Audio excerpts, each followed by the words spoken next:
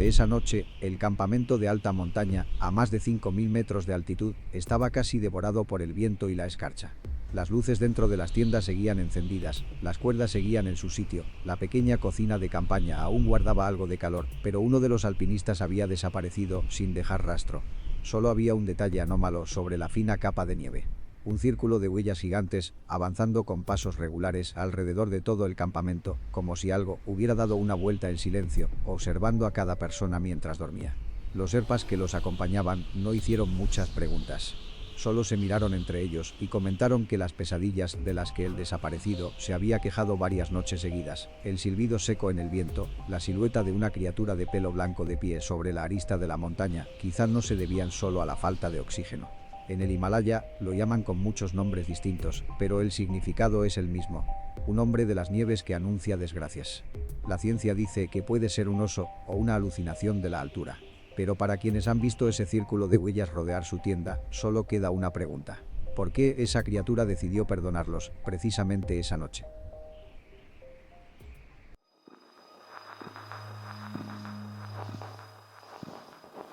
El Yeti del Himalaya, 3 testimonios desde el hielo eterno. Dossier número 1. El círculo de huellas alrededor del campamento C2. El campamento C2 estaba situado en la ladera de una montaña sin nombre, entre dos rutas secundarias del Everest y el Lhotse. Los más de 6.000 metros de altitud volvían cada movimiento lento y pesado.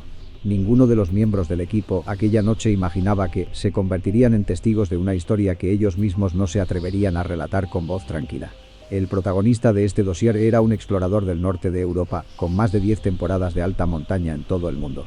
Su nombre aparecía en algunos artículos especializados y en notas de prensa sobre rescates. Lo llamaban el superviviente obstinado. No creía en monstruos ni en fantasmas. Solo confiaba en el grosor de la cuerda, en el material de los mosquetones y en los números fríos del altímetro. Aquella noche, el C2 se levantaba sobre una estrecha terraza de hielo. Arriba, una pared rocosa casi vertical. Abajo, un abismo blanco. El viento rugía a través del corredor, produciendo silbidos largos, como si alguien estuviera chiflándole al campamento desde la oscuridad. En la tienda cocina, las botellas de oxígeno de reserva estaban alineadas unas junto a otras. En las tiendas de dormir, cada alpinista se metía en su saco grueso, aún escuchando el repiqueteo del granizo contra la lona. Cerca de la medianoche, las luces del campamento se apagaron una a una. Solo quedó una fuente de luz. La linterna colgada en el poste central, usada como referencia por si alguien necesitaba salir a orinar o revisar los anclajes. Afuera, las banderas de oración de los sherpas se agitaban con violencia, dibujando auras borrosas en la noche nevada. El hombre del norte dormía con sueño ligero, como siempre en altura. Estaba acostumbrado a despertarse por el dolor de cabeza, por la falta de aire o para vigilar al equipo. Esta vez también abrió los ojos en la oscuridad, pero notó que el corazón le latía más rápido de lo habitual. No era por el mal de altura. Era por otra cosa. El silencio. El viento seguía golpeando las lonas, pero entre ráfaga y ráfaga había un hueco extraño, una calma breve. Como si algo estuviera bloqueando el viento justo al borde del campamento. En ese intervalo, escuchó claramente la nieve compactándose bajo un peso intenso. No era la pisada normal de una persona. Era un sonido más profundo, pesado, regular. En la oscuridad oyó el ruido de una cremallera. Alguien abría una tienda en el otro extremo del campamento. Probablemente uno de los sherpas salía al exterior. Sonó el chasquido de la lona enganchándose en la cremallera, el golpe tenue de la tela. Después, unas frases rápidas en su idioma, cortas y tensas, nada que ver con la charla cansada de medianoche. El alpinista tanteó su frontal y lo encendió en el modo de luz más baja. No quería destruir la adaptación nocturna de sus ojos. Desabrochó la cremallera y se deslizó hacia afuera. El viento le cortó la cara como una navaja. El campamento parecía inmóvil. Solo una silueta estaba de pie, junto al mástil de las banderas, de espaldas a él. Se disponía a acercarse cuando el haz de luz barró la nieve frente a su tienda. Allí, a pocos pasos de la entrada, había un hundimiento inusual. Su forma recordaba una huella, pero casi el doble de grande que cualquier bota del equipo. Los dedos no se distinguían. Era más bien una oquedad ancha, con los bordes levantados por la nieve desplazada. Se detuvo. El instinto le dijo que lo mejor era no llamar a nadie por su nombre en ese momento. Con un movimiento lento, giró la linterna alrededor del campamento. Y entonces vio algo que, incluso tiempo después, seguía obligándole a bajar la voz al contarlo. Una serie de hoyos idénticos rodeaba el campamento, formando casi un círculo perfecto. Cada huella estaba separada de la siguiente por la misma distancia, como el paso de una criatura acostumbrada a caminar sobre hielo. Eran recientes. Los bordes seguían nítidos. El Sherpa junto al mástil se dio cuenta de su presencia. Se volvió hacia él, el rostro pálido, los ojos muy abiertos en el cono de luz. No hizo falta traducción. El leve movimiento de su cabeza decía todo. No grites. No despiertes a nadie. No hagas nada. Se quedaron así un buen rato, de pie en el viento cortante, hasta que las ráfagas volvieron a recuperar su fuerza, tapando cualquier otro sonido. Por unos segundos, el europeo sintió que algo, o alguien, los observaba desde un punto más alto, en la pared sobre el campamento. Levantó la linterna, pero solo vio bloques de hielo gris y placas de nieve pegadas a la roca. Por la mañana, uno de los miembros del equipo no salió de su tienda. Al abrir la cremallera, encontraron el saco vacío. Las botas seguían allí. La chaqueta también. La línea de seguridad seguía anclada al interior de la tienda. El joven Sherpa que había dormido junto a él susurró unas palabras en voz baja y se quedó callado de inmediato. Iniciaron la búsqueda al momento. Peinaron la cornisa al borde del abismo, las rutas posibles de caída. No había señal de resbalón ni de arrastre. Solo continuaba, alejándose del campamento, la misma cadena de huellas enormes, hasta perderse en una zona de hielo roto a la que nadie quiso acercarse. Por la tarde el viento cambió de dirección. Sobre el glaciar, al límite de la visibilidad, el europeo juró haber visto una silueta oscura moviéndose. No parecía humana. Tampoco se movía como un oso. El equipo entero se quedó inmóvil. Nadie levantó los prismáticos. A veces, ver más no significa estar más seguro. De vuelta a casa, relató la historia en una entrevista privada, solo para un círculo reducido de alpinistas veteranos. Su voz sonaba igual de seca, igual de técnica, la de un hombre que confía en cuerdas y altímetros. Pero cada vez que mencionaba el círculo de huellas rodeando el C2, su mano se cerraba con tanta fuerza alrededor del vaso de agua que los nudillos se le ponían blancos. Quienes tomaron nota contrastaron su testimonio con el diario de expedición y los datos del GPS. No encontraron contradicciones. Solo quedó un vacío imposible de rellenar con cifras. El lapso entre medianoche y el amanecer, cuando un hombre desapareció de su saco de dormir y un anillo de huellas gigantes apareció alrededor del campamento C2. Dossier número 2. La figura blanca en el bosque negro. Si el primer dossier está narrado con la voz de un alpinista profesional, el segundo llega a través de una antropóloga de campo, especializada en comunidades de la región Himalaya. No era montañista ni exploradora al uso. Viajaba para registrar lenguas, costumbres y relatos populares que casi nunca llegaban a los libros. El escenario era un valle estrecho entre Nepal y Bután. Para llegar allí había que caminar varios días, cruzar puentes colgantes viejos y subir laderas cubiertas de bosque denso. Sus habitantes creían en innumerables espíritus asociados a montes, rocas y ríos. Entre todo lo que no debía ser nombrado, destacaba una entidad en particular. Un ser blanco como la nieve, grande, pesado, que se ocultaba en los límites entre el bosque y el hielo. La antropóloga viajó con un grupo pequeño. 2 asistentes, 3 porteadores locales y un guía Sherpa de mediana edad. Llevaban grabadoras, cámaras y varios cuadernos gruesos. Su plan era entrevistar y documentar los relatos orales sobre el hombre de las nieves en la zona. Durante los primeros días recolectaron sobre todo fragmentos dispersos. Rugidos lejanos en las noches de invierno, grandes huellas alrededor de los corrales, desapariciones aisladas en las laderas durante las tormentas de nieve. Los ancianos describían al Yeti como un ser mitad espíritu, mitad bestia, capaz de castigar o proteger según cómo la gente tratara a la montaña. Los jóvenes reían y decían que eran cuentos viejos para asustar a los niños. Ella lo registraba todo, clasificando los motivos folclóricos. Analizaba la estructura de los relatos, los comparaba con leyendas de hombres salvajes en otras culturas. En su diario escribió que no había evidencia de que aquellos cuentos se refiriesen a una criatura real. Hasta el 7º día. Ese día el tiempo cambió sin aviso. El bosque, normalmente tranquilo, se hizo espeso, casi sólido, por la niebla. Las nubes descendieron hasta rozar las copas de los árboles. El grupo decidió internarse más, siguiendo la sugerencia del guía. Allí había una zona que los habitantes evitaban, convencidos de que eso dejaba huellas alrededor de ciertos rocones. La antropóloga no creía en la existencia del Yeti, pero sí en el valor de documentar el miedo. Muchas veces, el miedo revelaba más sobre la estructura social que las costumbres visibles. Caminaron en silencio, apenas oían las hojas secas romperse bajo las botas y el golpeteo de los bastones contra las piedras. La niebla filtraba la luz en un tono gris sucio, borrando los contornos. Uno de los asistentes, un joven más acostumbrado a bibliotecas que a cuestas, miraba de vez en cuando hacia atrás, verificando que no se quedara rezagado. A media tarde, el guía levantó la mano para detenerlos. Delante, en un pequeño claro, se alzaba un bloque de roca de casi la altura de una casa, cubierto de musgo y vetas negras en las grietas. En la cima, quedaban restos de la nieve del año anterior, endurecida en una capa de hielo. Aquí, dijo en voz baja. La última vez vieron huellas, más grandes que las humanas, alrededor de esta piedra. Ella hizo señas al asistente para que preparara la cámara. Avanzó despacio, manteniendo la voz estable mientras activaba la grabadora de mano. Día, mes, año, valle décimo, altitud 3200 metros. Localización: roca considerada tabú por los habitantes locales. Objetivo: registrar fotográfica y métricamente cualquier rastro asociado al relato del Yeti. Rodeó el monolito. Bajo sus pies, una mezcla de hojas podridas y barro húmedo. No había nieve reciente. No se distinguían huellas claras. Se agachó a medir pequeñas depresiones donde se mezclaban pasto hundido y fango, pero nada permitía diferenciar si eran pisadas humanas, de animal o simple erosión. En su diario, ella dejó una sola frase.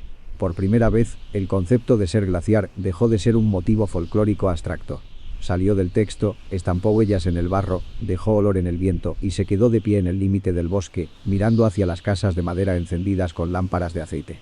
Años después, en un congreso sobre antropología de alta montaña, presentó este dossier como un caso de zona gris entre experiencia subjetiva y dato objetivo. No afirmó haber visto al Yeti. Solo aseguró una cosa: que en aquel valle, ese día, algo con el peso suficiente para dejar esas huellas se movió siguiendo una trayectoria que no coincidía con ningún animal registrado en la zona. Lo más significativo fue otro detalle. Desde entonces, en todas las entrevistas posteriores, los habitantes dejaron de reír cuando se mencionaba al hombre de las nieves.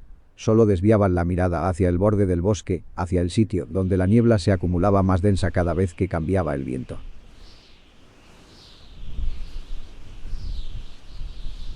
Dossier número 3. El último que volvió del glaciar Rongbuk. El tercer dossier lleva la voz de alguien que prefería ir solo. No era antropólogo ni alpinista profesional. Era un fotógrafo de paisajes extremos, acostumbrado a pasar semanas enteras aislado en rutas difíciles solo para capturar un ángulo de montaña bajo una luz que pocos llegarían a ver. Aquella primavera consiguió unirse a una expedición por la cara norte del Everest, con el único objetivo de acceder al glaciar Rongbuk por encima del campamento base avanzado. Su plan difería del resto. Mientras el equipo se concentraba en la cumbre, él se separaría en ciertos momentos para seguir los brazos secundarios del glaciar y fotografiar zonas poco documentadas. En las primeras notas que envió a la revista describía grietas profundas, seracs desplomados, sombras de montes atravesando el valle. Nada llamaba la atención. No había huellas extrañas. Ninguna silueta se confundía con los lomos de las laderas. Al día 15 en el glaciar, el tiempo empeoró. Los partes anunciaron vientos fuertes y tormentas de nieve en menos de 48 horas. El jefe de expedición ordenó descender a zonas más seguras. El fotógrafo recibió la misma instrucción, pero pidió quedarse unas horas más. En el mapa había un saliente de hielo desde donde se dominaba casi en vertical una cuenca de grietas. El encuadre que él soñaba para la portada del reportaje. Salió con un joven porteador, una cuerda auxiliar, un juego de crampones y una radio. Acordaron regresar al campamento antes de que oscureciera. La ruta no era muy larga, pero cruzaba un terreno abombado, traicionero, donde las grietas se escondían bajo capas delgadas de nieve. Según el relato posterior, todo transcurrió con normalidad durante la mayor parte del trayecto. El fotógrafo capturó varias secuencias, anotó ángulos, aperturas, tiempos de exposición. De regreso, cuando la luz ya se teñía del azul verdoso de la tarde alta, el viento empezó a arreciar. El porteador iba delante, tanteando cada paso con el bastón. Él, unos metros atrás, todavía pendiente de cómo cambiaban los tonos del hielo. Aún quedaban en la cámara varias imágenes sin revelar. Grietas negras como tinta, bloques de hielo colgando. Entonces, el suelo desapareció bajo sus pies. No hubo grito. No hubo tiempo. Solo un instante de ingravidez y, luego, el viento rugiendo en todas direcciones. Cayó en una grieta. Cuando abrió los ojos, no supo cuánto tiempo había estado inconsciente. Una luz verdosa lo llenaba todo, como si mirara el mundo a través de agua. El aire era tan frío que cada respiración le cortaba los pulmones. Tenía el cuerpo dolorido, pero aún podía moverse. Un brazo entumecido, la pierna derecha atrapada bajo un bloque de hielo. Ningún porteador. Ninguna huella humana reciente. Solo una serie de hoyos grandes que se alejaban de la grieta hacia una ladera blanca hasta desvanecerse. Volvió al campamento tambaleándose, guiado por las estacas de señalización y el GPS. Cuando llegó, el sol estaba a punto de ponerse.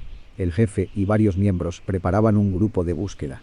El porteador joven había regresado más de una hora antes, en estado de shock, repitiendo que el suelo se tragó al fotógrafo y que no se atrevía a permanecer ni un minuto más en aquella zona.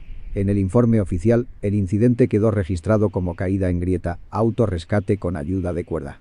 Nadie preguntó de dónde había salido esa cuerda. Nadie revisó si había huellas no humanas alrededor. En las notas privadas enviadas a un amigo, el fotógrafo fue más preciso. Mencionó la sombra en la boca de la grieta, el olor extraño, la mano peluda. No usó la palabra Yeti. Solo escribió: hay algo allá arriba, más habituado al hielo que nosotros. Puede levantar a un adulto desde el fondo de una grieta con una cuerda tosca. No sé por qué lo hizo. Pero en el momento en que me miraba desde arriba, era evidente quién era la presa. Nunca volvió al Himalaya. Se dedicó a fotografiar desiertos y selvas, lugares donde, según él, aunque uno se pierda, lo más grande que puede encontrarse tiene un nombre que ya está en los libros. Epílogo. La frontera entre la leyenda y los espacios en blanco del mapa. 3 dossiers. 3 voces. 3 oficios distintos. Un alpinista profesional que solo confía en los datos. Una antropóloga que solo quería estudiar la estructura del miedo. Un fotógrafo obsesionado con la luz sobre el hielo. Ninguno salió de casa con la intención de ver al Yeti. Sin embargo, en momentos y coordenadas diferentes del Himalaya, los tres rozaron la misma zona gris. Ese lugar donde ciencia, experiencia e instinto dejan de coincidir. El círculo de huellas alrededor del C2, el olor indefinible y las marcas en el barro del valle remoto, la cuerda anónima que sacó a un hombre de una grieta. Todo se puede explicar con hipótesis conocidas. Osos, alucinaciones por hipoxia, recuerdos deformados por el trauma. Pero cuando se colocan los relatos uno junto a otro, el cuadro deja de encajar cómodamente en la categoría de cuento. La cordillera del Himalaya, con sus cumbres que rozan el aire enrarecido, siempre ha sido una frontera. No solo entre placas tectónicas, sino entre lo que el ser humano comprende y aquello a lo que únicamente se atreve a ponerle el nombre de su propio miedo. El Yeti, o cualquier denominación local para esa criatura, persiste en la memoria colectiva no porque la gente quiera creer en monstruos, sino porque necesita un rostro concreto al que culpar por todo lo que la montaña arrebata. Tormentas, grietas, desapariciones, cadáveres sin retorno. El alpinista del norte siguió sumando temporadas a su historial, pero evitó las terrazas estrechas que le recordaban al C2. La antropóloga continuó escribiendo sobre folclore, pero en cada texto dedicado al Himalaya reservó un párrafo para el ser glaciar. No como leyenda, sino como interrogante. El fotógrafo, cada vez que veía una imagen de hielo en revistas, no podía evitar llevarse la mano a la muñeca, al lugar donde, años antes, una cuerda áspera le apretó la piel. Mientras tanto, quienes viven al pie de las montañas siguen colgando banderas de oración, evitan ciertos bosques cuando la niebla se acumula y repiten a los niños la historia de un ser blanco y enorme al que no le gusta que pronuncien su nombre. Para ellos, el Yeti no es solo un monstruo. Es un recordatorio de que hay zonas del mapa que, aunque estén fotografiadas por satélites, pertenecen a otro orden, uno en el que la especie humana no manda. El narrador solo deja una advertencia para quienes se sienten atraídos por estas historias. Si algún día se plantan al pie del Himalaya, oyen el viento aullar en las laderas y ven sobre la nieve huellas más grandes que las suyas, recuerden que a veces la supervivencia no está en encontrar la explicación, sino en saber detenerse a tiempo. Si este tipo de dossiers helados entre glaciares y niebla les intriga, se les invita a suscribirse al canal, activar la campanita y compartir el video para no perderse los próximos relatos. Don Oscuro agradece que hayan permanecido hasta los últimos segundos de esta historia.